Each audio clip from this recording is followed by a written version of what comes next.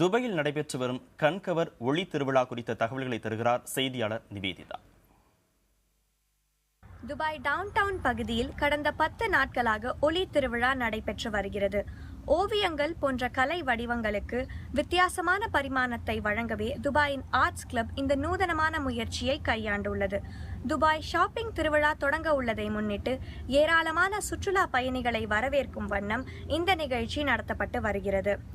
ஒவ்வொரு நாளும் பல்லாயிரக்கணக்கான சுற்றுலா பயணிகள் ஒன்று கூடும் துபாயின் மிக முக்கிய சுற்றுலா தலங்களான Burj Khalifa, Dubai mall, Dubai fountain மற்றும் சூக்கல் பஹார் பகுதிகளில் இந்த ஒளி திருவிழா நடைபெற்று வருகிறது.